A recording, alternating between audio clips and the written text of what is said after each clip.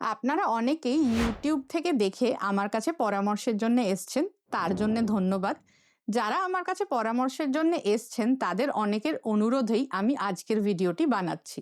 একটু বয়স্ক ত্বক অর্থাৎ 40 থেকে 60 বছর বয়সী মহিলাদের এবং পুরুষদের ত্বক এবং তার বেশি বয়সেও কিভাবে প্রপারলি স্কিন কেয়ার করা যায় তাই নিয়ে অনেকেই আমার কাছে ভিডিও চেয়েছেন। আজকে তাই আমরা skin care for mature skin নিয়ে এই ভিডিওতে ডিসকাস করব। বয়স কিছুটা বেড়ে গেলে বা স্কিন ম্যাচিওর হয়ে গেলে আলাদা করে স্কিন কেয়ার প্রোডাক্ট চুজ করার প্রয়োজনটা কেন পড়ে? 1 নম্বর, বয়সের সাথে সাথে আমাদের ত্বকে কোলাজেন ও ইলাস্টিন নামের যে ফাইবারগুলি থাকে সেগুলির পরিমাণ কমতে শুরু করে। এই ফাইবারগুলি আমাদের ত্বকে কোনো ধরনের চোট আঘাত লাগলে হিলিংয়ে সাহায্য করে এবং ত্বকের মসৃণ ও টান টান ভাব বজায় রাখার জন্য স্কিনের তলায় সাপোর্ট হিসেবে কাজ করে। তাই এর পরিমাণ কমে যেতে আরম্ভ করলে ত্বকে বয়সের ছাপ, বলি রেখা দেখা দেয় এবং ত্বক আস্তে আস্তে কুঁচকে যেতে থাকে ও পাতলা হয়ে যায়। তাই ম্যাচিওর স্কিন কেয়ারে কোলাজেন বুস্টিং প্রোডাক্ট একটি প্রয়োজনীয় জিনিস।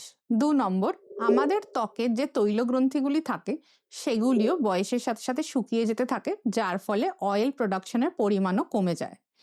এর ফলে ত্বকও শুষ্ক হয়ে যায় এবং ত্বকের জল ধরে রাখার ক্যাপাসিটিও কমে যায়। তাই জন্য ফেস ওয়াশ করার পর বা ময়শ্চারাইজার না লাগালে ত্বকে একটা টান টান ভাব আসে এবং ত্বক কুঁচকে কুঁচকে যায়। তাই ম্যাচিওর এজের স্কিন কেয়ারে আপনাদের একটু হাইড্রেটিং প্রোডাক্টস রাখা দরকার, যাতে স্কিনে ভালোভাবে জল ধরে রেখে স্কিনকে টান টান ও রিফ্রেশড রাখা যায়। 3 নম্বর, বয়সের সাথে সাথে ত্বকে সেল রিনিউ হওয়া অর্থাৎ নতুন ত্বক কোষ তৈরি হওয়ার গতিও কিছুটা কমে যায়। এর ফলে স্কিনের আপার লেয়ারে বেশ কিছু মৃত ত্বক কোষ জমে যায়, যার ফলে স্কিনের আপার লেয়ারটি খসখসে হয়ে যায়। তাই এক্সফোলিয়েন্ট প্রোডাক্টের দরকার পড়ে, কিন্তু মনে রাখবেন বেশি করে এক্সফোলিয়েট করলে আবার স্কিন ড্রাই হয়ে যেতে পারে। সেই জন্য সঠিকভাবে এক্সফোলিয়েটিং প্রোডাক্ট কিভাবে ইউজ করতে হবে সেটিও জানা দরকার। 4 নম্বর, সান এক্সপোজার বা লাইট এক্সপোজারের সাথে সাথে যত বয়স বাড়ে তত ত্বকে বেশি মেলানিন তৈরি শুরু হয়। এর ফলে এজ স্পট, স্ট্যানিং বা মেলাজমা জাতীয় সমস্যা দেখা দেয় বা যদি এক্সিস্টিং থাকে সেটি আরো বেড়ে যায়। তাই এই ধরনের মেলানিন দূর করার জন্য লাইটেনিং প্রোডাক্টসও আপনার স্কিন কেয়ারে প্রয়োজন হতে পারে। ম্যাচিওর স্কিনের জন্য একটি আইডিয়াল স্কিন কেয়ার রুটিনে কি কি ধাপ থাকা দরকার? Basic steps of skin care অর্থাৎ ক্লেনজিং, ময়শ্চারাইজিং এবং সান বা লাইট প্রোটেকশন এগুলি আরো ভালো করে মেনটেন করা দরকার। এর সাথে দরকার প্রয়োজন মতো অ্যাক্টিভ ইনগ্রিডিয়েন্টস শুরু করা। আসুন দেখে নিই। 1 নম্বর, ক্লেনজিং বা পরিষ্কার করা। ম্যাচিওর স্কিনের জন্য খুব হার্শ ক্লেনজার বা সাবান অ্যাভয়েড করে চলতে হবে। খুব বেশি ফোমিং ক্লেনজার এড়িয়ে চলতে হবে। এইগুলিতে স্কিনের ব্যারিয়ার ড্যামেজ হয়ে স্কিন আরো ড্রাই হয়ে যেতে পারে। এর বদলে ব্যবহার করবেন ক্রিমি হাইড্রেটিং ক্লেনজার, যার মধ্যে হাইড্রেটিং ইনগ্রিডিয়েন্টস থাকে যেরকম গ্লিসারিন, সেরামাইড বা হাইলুরনিক অ্যাসিড।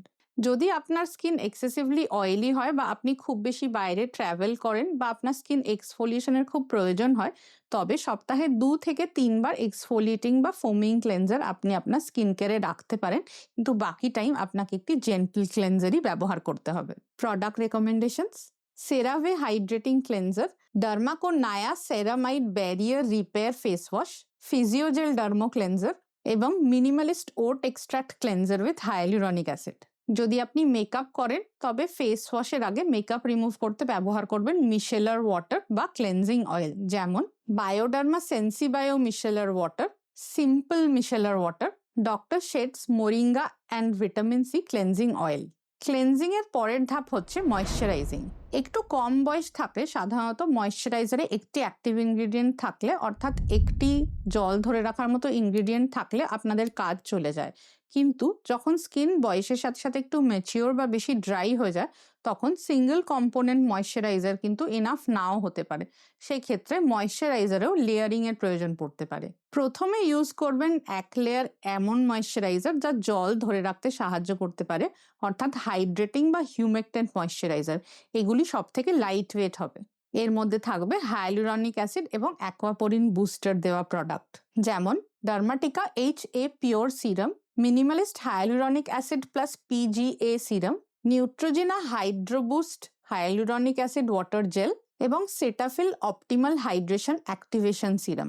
এর উপরে সেকেন্ড লেয়ারে এটিকে সিল করতে হবে ইমোলিয়েন্ট ময়শ্চারাইজার দিয়ে, যেগুলি লিপিডস এবং সেরামাইজ দিয়ে তৈরি। এগুলি স্লাইটলি অয়েলি এবং তলার হাইড্রেটিং লাইটওয়েট টেক্সচারের ময়শ্চারাইজারকে ভালো করে লক করে দিতে পারে, যার ফলে আপনার ত্বক থেকে হাইড্রেশন উড়ে না যায়। এর এক্সাম্পল হচ্ছে Physiogel DMT cream, Cetaphil DAM lotion, Bioderma Atoderm intensive baume এবং formula RX barrier plus cream. বয়স যখন আরো একটু বেশি হবে, অর্থাৎ 70 বা 80, তখন এই 2 লেয়ার ময়শ্চারাইজার লাগানোর পরেও কিন্তু আপনার স্কিন ড্রাই হয়ে যেতে পারে। তাই জন্য এর ওপর অ্যাড করা যেতে পারে আরেকটি third layer consisting of facial oils বা প্যারাফিন বেসড ময়শ্চারাইজার, যেগুলি একটি হেভি হবে এবং তলার লেয়ারগুলিকে আরো ভালোভাবে লক করে দিতে পারবে। এর এক্সাম্পল হচ্ছে Minimalist squalane oil, plum grapeseed এবং sea buckthorn oil and Moisturex soft cream. দুবেলা ফেস ওয়াশের পর এইভাবে লেয়ারিং করে যদি ময়শ্চারাইজার ব্যবহার করেন, তবে আপনার ত্বকের হাইড্রেশন ভালোভাবে বজায় থাকবে। প্রয়োজন হলে তাছাড়াও এক্সট্রা করে ব্যবহার করতে পারেন এর মধ্যে যে কোনো ময়শ্চারাইজার। 3 নম্বর স্টেপ আমরা সবাই জানি হচ্ছে সান প্রোটেকশন বা সানস্ক্রিন ইউজ। সব ধরনের স্কিনে, স্পেশালি একটু বয়স্ক স্কিনে, সানস্ক্রিন কিন্তু সবচেয়ে ইম্পর্টেন্ট স্কিন কেয়ার প্রোডাক্ট। এটি যদি আপনি ঠিকভাবে ব্যবহার না করেন, তবে অন্য সমস্ত স্কিন কেয়ার প্রোডাক্টের আপনি ঠিকঠাক রেজাল্ট পাবেন না। কম বয়সে আমাদের ত্বক সান ড্যামেজ বা লাইট ড্যামেজ কিছুটা রেজিস্ট করতে পারে, অর্থাৎ এতে ড্যামেজও কম হয় এবং ড্যামেজ হওয়ার পর স্কিন নিজেকে কিছুটা রিপেয়ারও করে নিতে পারে। কিন্তু বয়স বাড়ার সাথে সাথে এই রিপেয়ারিং এর ক্ষমতা কমে যায় এবং স্কিনে অ্যান্টিঅক্সিডেন্টের পরিমাণও কমে যায়, যার ফলে সান ড্যামেজ বেড়ে যেতে পারে। তাই এসব ক্ষেত্রে অল্প এক্সপোজারেও কিন্তু চট করে আপনার স্কিন অনেকটা ড্যামেজ হয়ে যেতে পারে। সেই জন্য ম্যাচিওর স্কিনে সানস্ক্রিন হচ্ছে আরো বেশি ইম্পর্টেন্ট। যেরকম আগেই সাজেস্টেড, ব্যবহার করবেন ব্রড স্পেকট্রাম, এসপিএফ অন্তত 30 এবং পিএ রেটিং অন্তত 3+ দেওয়া সানস্ক্রিন। ঘরের ভিতরে থাকুন বা বাইরে, যদি খুব বেশি মোবাইল বা টিভি দেখেন, তাহলে তার আগে সানস্ক্রিন অ্যাপ্লাই করতে হবে এবং প্রয়োজন মতো প্রতি 3 ঘন্টায় একে আবার করে রিঅ্যাপ্লাই করতে হবে। একটু ড্রাই ম্যাচিওর স্কিনের জন্য বেছে নিতে পারেন হাইড্রেটিং সানস্ক্রিন ক্রিম বা লোশন, যেমন Episoft AC sunscreen, Bioderma Photoderm Max sunscreen এবং সানহল্ট গোল্ড হাইড্রেটিং সানস্ক্রিন। যদি আপনার মুখে পিগমেন্টারি প্রবলেমস থাকে, যেমন ফ্রেকলস, সানস্পটস বা এজ স্পটস, এবং আপনি একটু ফাউন্ডেশন কভারেজ দেওয়ার মতো সানস্ক্রিন চান, তবে আপনি ব্যবহার করতে পারেন টিন্টেড সানস্ক্রিন, যার মধ্যে কিছু পিগমেন্টস দেওয়া আছে। এটি ব্লু লাইট থেকে এক্সট্রা প্রোটেকশন দেয় এবং হালকা একটি কভারেজ করে আপনাকে স্কিন লাইক ম্যাট ফিনিশও দেয়, যার ফলে স্কিনের মার্কসগুলি খুব একটা ভালো বোঝা যায় না। এর এক্সাম্পল হচ্ছে Bioderma Photoderm tinted sunscreen, Revela tint sunscreen lotion এবং dot and key strawberry dew tinted sunscreen. 4 নম্বর, এর শেষে আসবো অ্যাক্টিভ ইনগ্রিডিয়েন্টস ইউজেজ নিয়ে। দেখে নেব ম্যাচিওর স্কিনে কি কি ধরনের অ্যাক্টিভ ইনগ্রিডিয়েন্ট সবচেয়ে বেশি কাজে লাগে এবং এগুলিকে আপনি কিভাবে সঠিকভাবে ব্যবহার করতে পারেন। ম্যাচিওর স্কিন, রিঙ্কলড স্কিন বা এজিং এর জন্য সবচেয়ে ভালো ইনগ্রিডিয়েন্ট হচ্ছে রেটিনল। এটি খুবই পাওয়ারফুল, ইনফ্যাক্ট সবচেয়ে বেশি পাওয়ারফুল অ্যান্টি এজিং ইনগ্রিডিয়েন্ট। এটি ফাইন লাইন্স এবং রিঙ্কলস প্রিভেন্ট করতে পারে, কিছুটা দূর করতে পারে এবং সান ড্যামেজও কিছুটা রিভার্স করতে পারে। যদি আপনি প্রথম নিজের স্কিন কেয়ারে রেটিনল ইন্ট্রোডিউস করছেন, তখন স্টার্ট করবেন বিগিনার ফ্রেন্ডলি প্রোডাক্টস দিয়ে, যেমন foxtail retinol serum, formula RX gentle retinol complex serum বা ওলে রিজেনারিস্ট 24 রেটিনল সিরাম বা ক্রিম। এগুলিতে সাধারণত থাকে লো পাওয়ারের রেটিনল বা রেটিনাইল এস্টার্স, যেগুলি স্কিনের পক্ষে লেস স্ট্রং। কয়েক মাস এগুলি ব্যবহার করার পর ধীরে ধীরে আপনি আপনার রেটিনল প্রোডাক্টের স্ট্রেংথ বাড়িয়ে আরও হাই কনসেন্ট্রেশন প্রোডাক্ট ব্যবহার করতে পারেন, যাতে থাকবে হাই কনসেন্ট্রেশন রেটিনল বা রেটিন্যাল, যেটি হচ্ছে রেটিনলের আরেকটি অ্যাক্টিভ ফর্ম। এক্সাম্পল হচ্ছে মিনিমালিস্ট 0.3% বা 0.6% রেটিনল এবং রিভেলা 0.3% রেটিনল। রেটিনল অবশ্যই রাত্রে একবার করেই ব্যবহার করবেন। যখন প্রথম শুরু করবেন তখন সপ্তাহে 2 থেকে 3 বার দিয়ে শুরু করবেন এবং প্রয়োজনে 1 থেকে 2 ঘন্টা রেখে মুখ ধুয়ে ময়শ্চারাইজার লাগিয়ে নেবেন, যেহেতু রেটিনলে স্কিন ড্রাই হতে পারে। ধীরে ধীরে আপনার স্কিনে টলারেট হলে আপনি ফ্রিকোয়েন্সি এবং ডিউরেশন বাড়াতে পারেন। প্রয়োজনে অল্টারনেট ডে বা ডেইলি করেও শেষে ব্যবহার করতে পারেন। অ্যান্টি এজিং এর জন্য নেক্সট ইম্পর্টেন্ট প্রোডাক্ট হচ্ছে vitamin C. Vitamin C serum use করার সবচেয়ে ভালো সময় হচ্ছে সকালবেলা সানস্ক্রিন ও ময়শ্চারাইজারের আগে। যদি ভিটামিন সি এবং সানস্ক্রিন একসাথে ইউজ করেন তবে ভিটামিন সি সানস্ক্রিনের পোটেন্সি বাড়িয়ে দেয়, অ্যান্টিঅক্সিডেন্ট অ্যাকশন দিয়ে স্কিন ড্যামেজ থেকে আটকায় এবং কিছুটা লাইটেনিং এফেক্টও দিতে পারে। তবে ভিটামিন সি কিন্তু সানস্ক্রিন ছাড়া একদমই লাগানো উচিত নয়।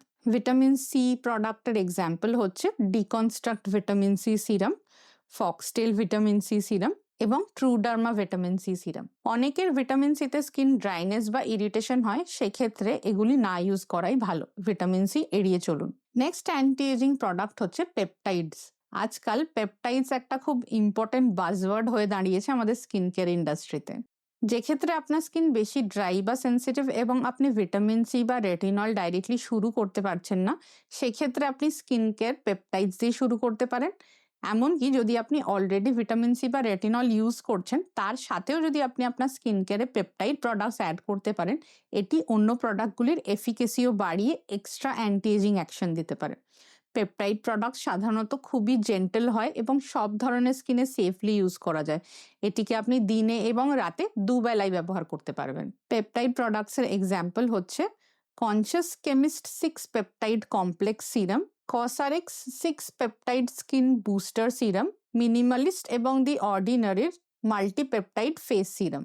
এর সাথে স্পেসিফিক্যালি স্পটসের জন্য লাগানো যেতে পারে বিভিন্ন ধরনের লাইটেনিং এজেন্ট দেওয়া ক্রিম বা সিরাম, যেমন গ্লাইকলিক অ্যাসিড, কোজিক অ্যাসিড বা আলফা আরবিউটিন। এই ধরনের প্রোডাক্টসের এক্সাম্পল হচ্ছে ডার্মাকো 2% কোজিক অ্যাসিড ক্রিম এবং কোজিভিট প্লাস ক্রিম। এই যে প্রোডাক্টগুলি মেনশন করা হলো, এগুলিকে পারমিউটেশন কম্বিনেশন করে আপনি আপনার পছন্দ মতো একটি স্কিন কেয়ার রেজিমেন বানিয়ে নিতে পারেন। কনফিউশন হলে অবশ্যই ডার্মাটোলজিস্টের পরামর্শ নিয়ে তারপরে নিজের স্কিন কেয়ার রেজিমেন ফর্ম করুন। এই স্কিন কেয়ার রেজিমেনের সাথে সপ্তাহে একবার বা 2 সপ্তাহে একবার করে অ্যাড করা যেতে পারে at home gentle peeling solution. এইগুলিও ইউজ করার আগে ডার্মাটোলজিস্টের পরামর্শ নিয়ে নেওয়া ভালো। এর এক্সাম্পল হচ্ছে minimalist 10% AHA BHA exfoliator, Derma Co AHA BHA peeling solution এবং কসারেক্স AHA BHA PHA LHA পিল। তবে আর কি, এবার আপনি আপনার পছন্দ মতো একটু স্কিন কেয়ার রেজিমেন বানিয়ে কেয়ার করা শুরু করুন এবং আমাকে কমেন্টে জানান এই ভিডিওটি আপনাদের কেমন লাগলো।